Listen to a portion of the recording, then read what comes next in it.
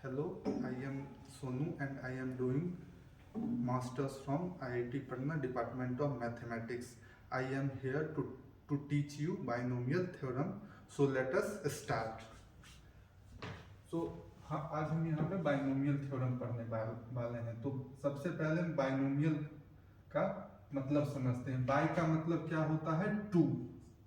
और नोमियल का क्या मतलब होता है? Two term. मतलब जब हम दो टर्म, मान लो दो टर्म क्या है, ए और बी है, ए और बी है, तो इन दोनों टर्म को, ए और बी हमारा दो टर्म है, इन दोनों टर्म को जब हम प्लस या माइनस से ज्वाइन करते हैं तो हमारा क्या बनता है? बाइनोमियल। और इसके बाद हम थोड़ी देर में पढ़ेंगे बाइनोमियल थ्योरम के बारे में। जैसे ए प्लस बी का इंडेक्स क्या है? n है, तो हम इसको जैसे है ये एक्सपेंड करते हैं विदाउट मल्टीप्लिकेशन, तो हम बाइनोमियल थ्योरम इसमें पढ़ेंगे।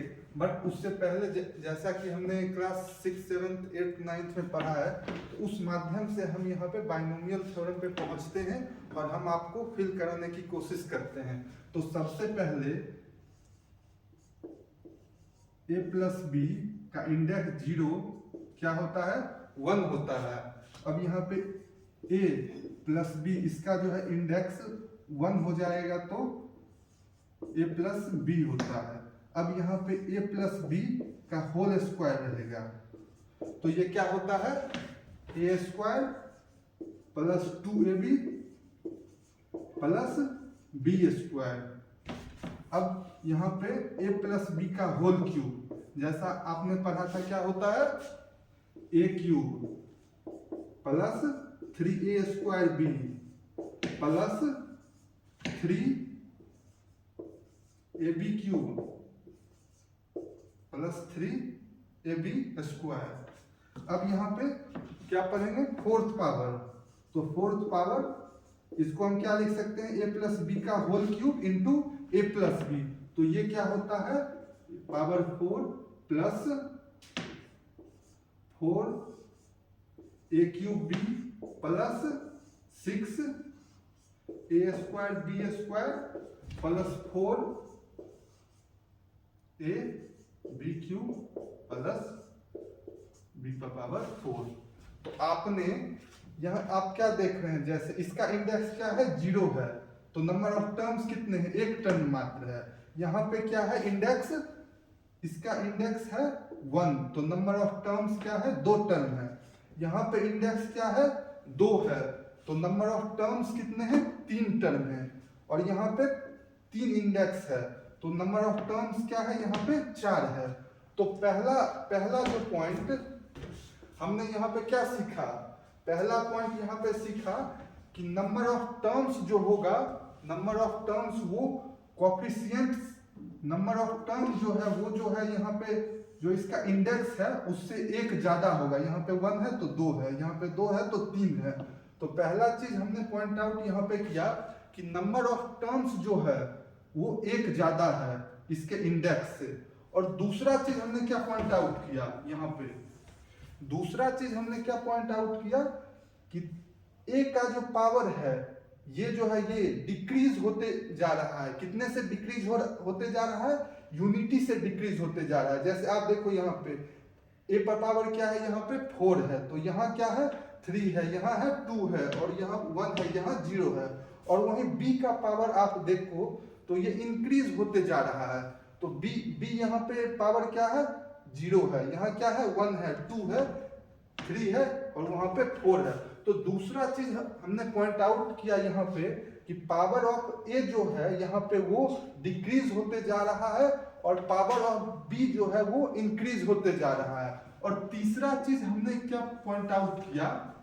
आप देखो सम ऑफ पावर ऑफ, यहाँ पे देखो इन दोनों का इंडिसेस जो है, इन दोनों का सम जब हम करेंगे तो यहाँ पे क्या आ रहा है? आप यहाँ पे देखो a का यहाँ पे क्या पावर है? 2 है, यहाँ पे क्या है? 2 है, 2 है। ये किसके बराबर है? ये कांस्टेंट 2 के बराबर है। आप यहाँ देखो, यहाँ क्या है? 3 है, यहाँ पे क्या है? आप देखो यहाँ पे क्या है? यहाँ पावर यहाँ 2 है, और यहाँ क्या है? 1 है, यहाँ क्या है? 1 है, और यहाँ 2 है। तो इस इन दोनों का सम करो तो यहाँ क्या हो गया 3 हो गया, यहाँ पे क्या हो गया 3 हो गया। अब आप देखो यहाँ पे क्या है, इन सारे टर्म का देखो आप पावर देखो तो टोटल पावर कितना है 4 है, जो कि किसके बराबर है 4 है।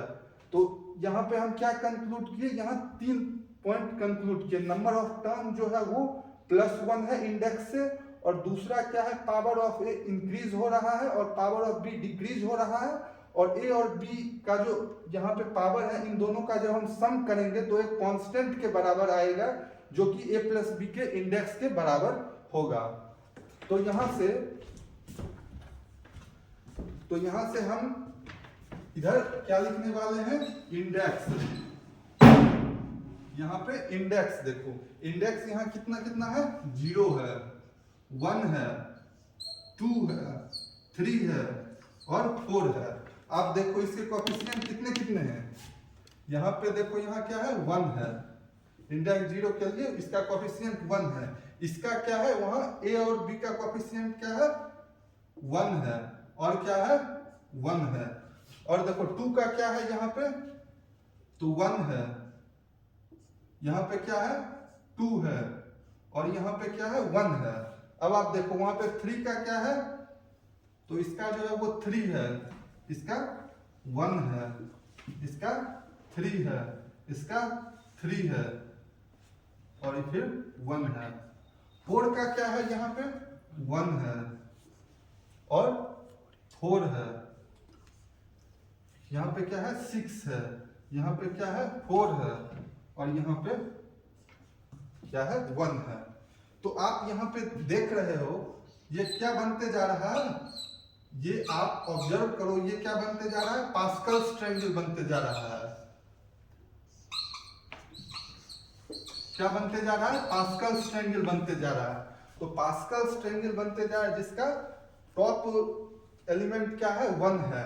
और आप यहाँ पे देखो हर एक एलिमेंट जो है यहाँ पे हर एक रो में इंडेक्स 3 के लिए देखो आप यहाँ पे क्या है 1 से स्टार्ट हो रहा है 1 से खत्म हो रहा है। इंडेक्स 4 के लिए आप देखिए तो यहाँ क्या हो रहा है 1 से स्टार्ट हो रहा है और 1 से लास्ट हो रहा है। और यहाँ पे कोई भी एलिमेंट है ये जैसे 2 है, ये किनके सम के बराबर है ऊपर के 2 एलिमेंट के सम के बराबर है। यहाँ 3 है तो ये ऊपर के 2 एलिमेंट के सम के बराबर है, जो कि पास्कल्स ट्रायंगल की प्रॉपर्टी होती है। आप देखो यहाँ पे इसका सम क्या है 2 पर पावर 0, इसका क्या है सम इस रो का 2 पर पावर 1, इसका 2 पर पावर 2 का स्क्वायर, इसका क्या है 2 पर पावर 4, और इसी तरह से n एलिमेंट रहेगा तब क्या है 2 पर पावर n। तो यहाँ तो इसको हम क्या लिख सकते हैं, इसको हम लिख सकते हैं 0 से 0, इसको क्या लिख सकते हैं 1 से 0, इसको क्या लिख सकते हैं 1 से 1, इसको लिख सकते हैं 1 से 2 से 1, इसको लिख सकते हैं 2 से 2, इसको 2 से 3। अब इसको क्या लिख सकते हैं 3 से 0, इसको 3 से 1, इसको 3 से 2, इसको 3 से 4। और यहाँ तो हमने क्या यहाँ पे देखा इस इंडेक्स 3 के लिए 3 से 0, 3 से 1, 3 से 2, 3 से 3। उसी तरह से इंडेक्स 4 के लिए इसको हम लोग क्या लिख सकते हैं 4 से 0, इसको क्या लिख सकते हैं 4 से 1, इसको 4 से 2, इसको 4 से 3, इसको 4 से 4। तो आप और इन सबको क्या बोलेंगे बायनोमियल कोएफिशिएंट बोलेंगे, इसको क्या बोलेंगे बायनोमियल कोएफिशिएंट। तो हमारा इंडेक्स 4 के लिए हमने क्या देखा कि बायनोमियल कोएफिशिएंट जो है यहाँ पे क्या है इंडेक्स 4 के लिए 4 से 0, 4 से 1, 4 से 2, 4 से 3, 4 से 4। इसी तरह से हम इंडेक्स 7 के लिए भी लिख सकते हैं। तो इंडेक्स 7 के लिए क्या हो जाएगा इसका बायनोमियल कोएफिशिएंट 7 से 0, 7 से 1, 7 से 2, 7 से 3, 7 से 4, 7 से 5, 7 से 6 और 7 से 7। तो हम इस एक्सपेंशन को लिखने की कोशिश करेंगे, जैसे x प्लस वाई का इंडेक्स क्या है 7 है, तो इसको हम लिखने की कोशिश करेंगे। और हमने जो 3 प्रॉपर्टी जैसे बताए थे कि नंबर ऑफ टर्म्स यहाँ पे क्या हो जाएंगे 7 हो जाएंगे, 7 है n का वैल्यू, तो नंबर ऑफ टर्म्स क्या हो जाएगा 8 हो जाएगा। और x का जो पावर है वो डिक्रीज होते रहेगा और y का जो पावर है वो इंक्रीज होते रहेगा और नंबर ऑफ टर्म्स 8 हो जाएंगे। और इन दोनों का जो वो x और y का जो पावर का जो सम होगा वो एक कांस्टेंट के बराबर होगा और वो क्या होगा 7 के बराबर होगा। तो हम मिटाते हैं यहाँ पे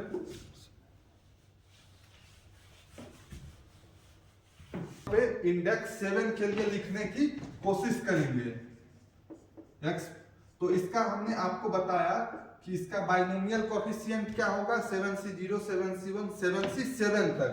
तो यहाँ पे x प्लस y का इंडेक्स जो 7 है इसको हम लिखेंगे तो क्या लिख सकते हैं, सबसे पहला कोएफिशिएंट क्या होगा 7c0। और हमने क्या बताया था पावर जो है x का वो डिक्रीज होते रहेगा और y का पावर जो है वो इंक्रीज होते रहेगा।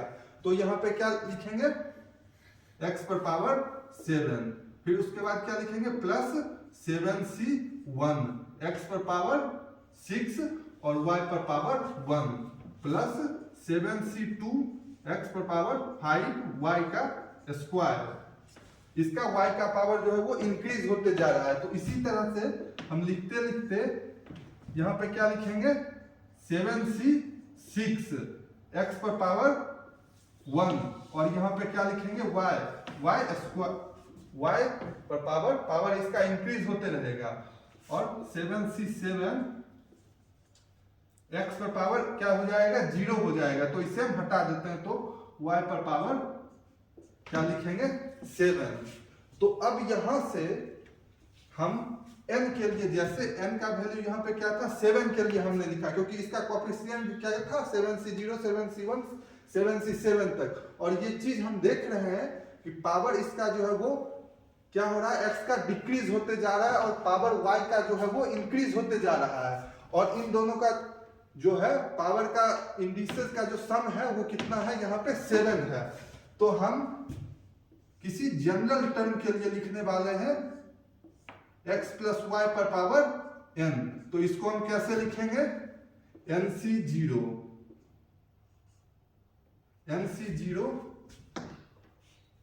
और यहाँ पे x पर power n plus nc1 x पर पावर n माइनस 1 और y पर पावर y पर पावर 1 प्लस nc2 x पर power n minus 2 y square. यहां से कहां पे आ जाएंगे nc n माइनस 1 x और y पर power n minus 1 plus nc n और यहाँ पे क्या हो जाएगा x पावर 0 हो जाएगा और y पर पावर क्या हो जाएगा n। तो ये हमारा क्या है बाइनोमियल थ्योरम है, ये हमने बाइनोमियल थ्योरम पढ़ा यहाँ पे। तो वो सारी प्रॉपर्टी आप देख लो, यहाँ क्या है कोएफिशिएंट, इसका सम क्या है n है, यहाँ पे भी क्या है n है और x का जो है वो पावर डिक्रीज होते जा रहा है y का इंक्रीज होते जा रहा है। टोटल नंबर ऑफ टर्म्स कितना है यहाँ पे n+1 है। अब हम यहाँ पे इसको हम क्या लिख सकते हैं x प्लस वाई पर पावर n को हम लिखेंगे तो समेशन इसे क्या लिख सकते हैं r0 से लेके n तक ncr x to the power n minus r y to the power क्या लिख सकते हैं r लिख सकते हैं। इसे हम लोग ऐसे लिख सकते हैं। अब यहाँ पे जो है अब इसका हम लोग जनरल टर्म क्या लिखेंगे tr+1। तो कोई एक टर्म तो इसे क्या लिखेंगे ncr x to the power n minus r y to the power क्या लिखेंगे इसका ये लिखेंगे। अब मान लीजिए अब हम मिडिल टर्म की बात करने वाले हैं। कौन से टर्म मिडिल टर्म के बारे में। तो मिडिल टर्म यहाँ पे मान लीजिए n हमारा जो है जब वो इवन रहेगा n हमारा इवन रहेगा तो इस केस में टोटल नंबर ऑफ टर्म्स कितने हो जाएंगे n+1 हो जाएंगे और इसका मिडिल टर्म क्या हो जाएगा मिडिल टर्म क्या हो जाएगा n/2 प्लस 1th टर्म हो जाएगा। वहीं n जब हमारा ऑड होगा n जब ऑड होगा तो इस केस में क्या होगा, हमारे पास दो मिडिल टर्म होंगे।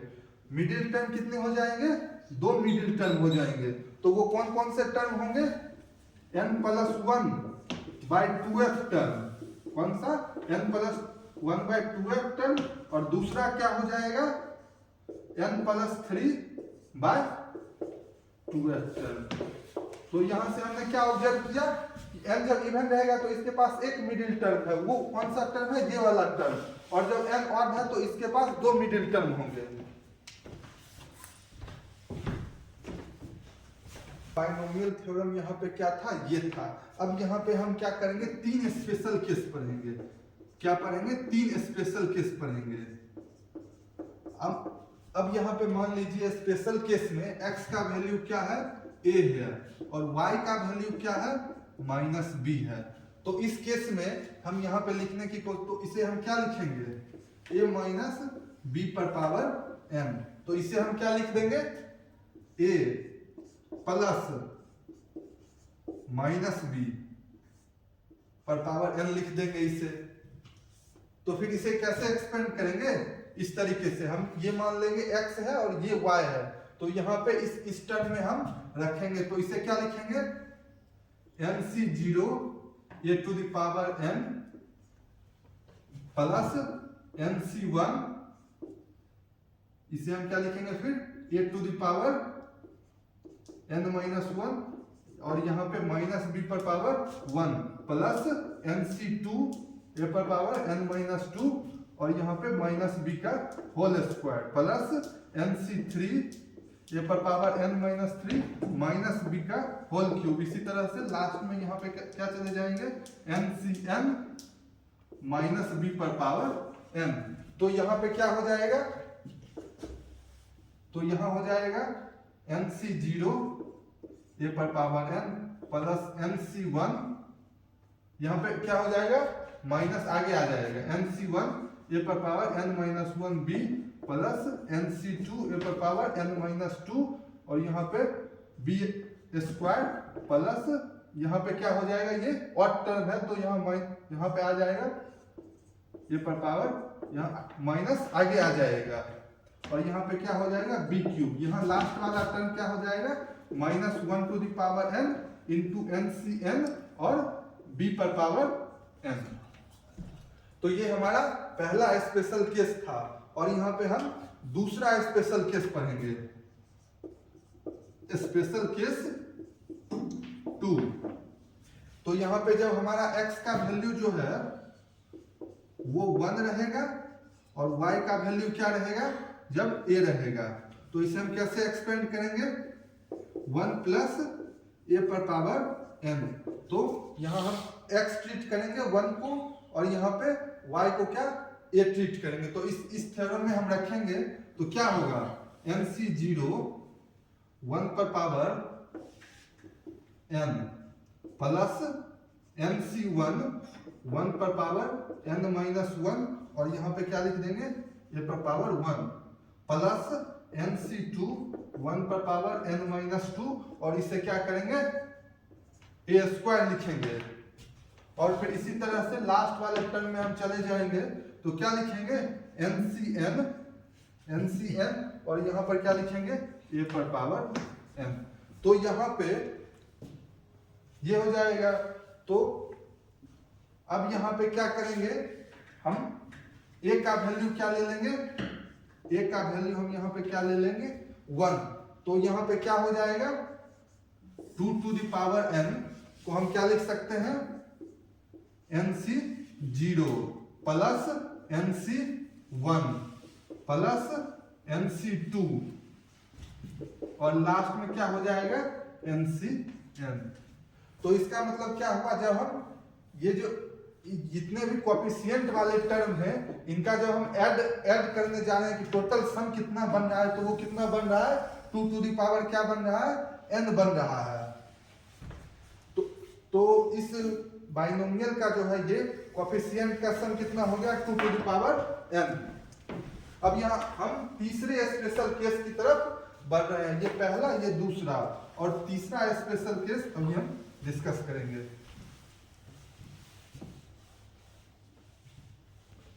पे हम तीसरा स्पेशल केस स्टार्ट करने वाले हैं। यहाँ पे x का वैल्यू क्या होगा 1 होगा और y का वैल्यू क्या होगा, यहाँ पे y का वैल्यू हम लोग -a लेंगे।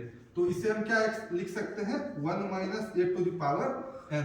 हमने वहां पे पढ़ा था a माइनस b पर पावर n का क्या निकाला था फर्स्ट स्पेशल केस में, तो उसी में हम रखेंगे। तो यहाँ पे क्या हो जाएगा NC0 x की जगह क्या रखेंगे 1 रखेंगे और y की जगह क्या रखेंगे -a रखेंगे। तो यहाँ पे क्या होगा 1 पर पावर n प्लस NC1 और 1 पर पावर n-1 और यहाँ पे क्या होगा -a। इसी तरह से NC2 और यहाँ पर 1 पर पावर n-2 इंटू -a का स्क्वायर, इसी तरह से प्लस NCn और यहाँ पे क्या हो जाएगा -a पर पावर n। तो इसे हम लिखने की कोशिश करेंगे तो NC0 प्लस NC1 यहाँ पे क्या हो जाएगा माइनस हो जाएगा प्लस NC2 और यहाँ पे क्या हो जाएगा a स्क्वायर और लास्ट में क्या हो जाएगा -1 टू द पावर n, यहाँ पे क्या हो जाएगा a पर पावर n। अब यहाँ पे हम a की जगह क्या पुट करेंगे 1 पुट करेंगे तो क्या होगा NC0 NC1 plus NC2 NC3 और लास्ट में क्या हो जाएगा -1 टू द पावर n और an। तो यहाँ पे हमने क्या देखा a का जब अल्टरनेट साइन रहेगा तो इस कोफिशिएंट का जो है जितने कोफिशिएंट हैं इन सारे कोफिशिएंट का सम क्या हो जाता है 0 हो जाता है। अब हम छोटे छोटे से 2 टर्म डिस्कस करेंगे, उसके बाद एक टर्म डिस्कस करेंगे और एक क्वेश्चन डिस्कस करेंगे, उसके बाद लेक्चर खत्म।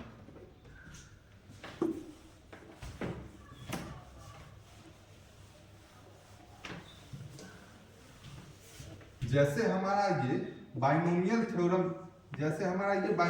थ्योरम है a प्लस b पर पावर n, तो यहाँ पे हम जैसे फिफ्थ टर्म फ्रॉम बिगिनिंग हम लिखना चाह रहे हैं तो क्या लिखेंगे t5 को क्या लिख देंगे t4 प्लस 1।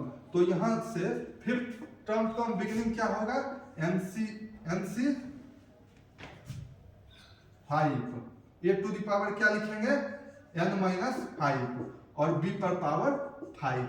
अब ये फिफ्थ टर्म फ्रॉम बिगिनिंग था, अब हमें कहेगा फिफ्थ टर्म फ्रॉम लास्ट, तो फिफ्थ टर्म फ्रॉम लास्ट आपको बोलेगा ना तो आप सीधा से इसे इधर कर दो इसे इधर कर दो, तो इसे हम क्या लिखेंगे b प्लस a पर पावर n।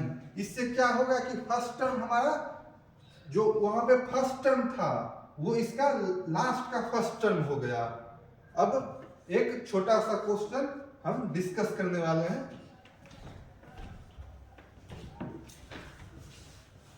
इस क्वेश्चन पे आते हैं तो क्वेश्चन हमारा क्या कह रहा है coefficient of 3 consecutive term of the expansion क्या है यहाँ पे 1 plus x to the power n है। ये किस रेशियो में है 1:5:20 है। तो हमें कोएफिशिएंट ऑफ फोर्थ टर्म यहाँ पे निकालना है। तो यहाँ पे हम थोड़ा कॉम्बिनेशन के बारे में भी इससे जान लेंगे। मानिए हम यहाँ पे 3 टर्म जो लेंगे वो tr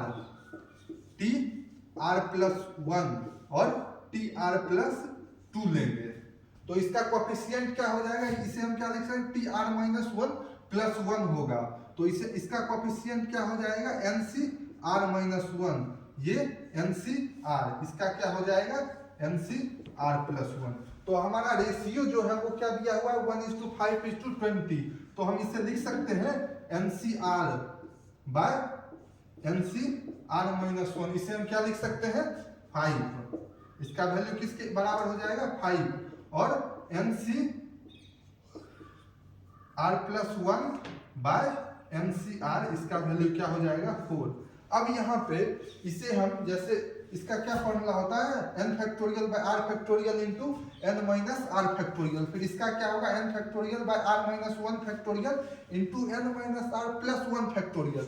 तो इतना एग्जाम में क्या इतना कैलकुलेशन करने से बचेंगे और इसे क्या याद रखेंगे n minus r plus 1 by r। यहाँ क्या दिया हुआ है 5 दिया हुआ है और यहाँ पे इसका क्या होता है n माइनस r बटे r प्लस 1। तो यहाँ से हम दो इक्वेशन आएगा यहाँ पे और दो वेरिएबल है n और r, यहाँ पे दो वेरिएबल है, तो इससे हम n का वैल्यू फाइंड करेंगे और फिर r का वैल्यू फाइंड करेंगे। तो हमें यहाँ पे क्या बोल रहा है, then coefficient of fourth term, तो t4 का वैल्यू क्या होगा, t4 का वैल्यू क्या होगा, इसे हम क्या लिख सकते हैं t3 + 1, तो फिर यहाँ पे क्या हो जाएगा nc3 और यहाँ पे क्या और x3, तो इसका कोएफिशिएंट क्या हो गया, इस t4 टर्म का कोएफिशिएंट हो गया nc3, तो n का वैल्यू यहाँ पे जो आएगा हम यहाँ पे पुट करेंगे और वो जो हमारा जो है ये कोएफिशिएंट ऑफ फोर्थ टर्म हो जाएगा। तो यहाँ पे हम वीडियो को एंड करते हैं।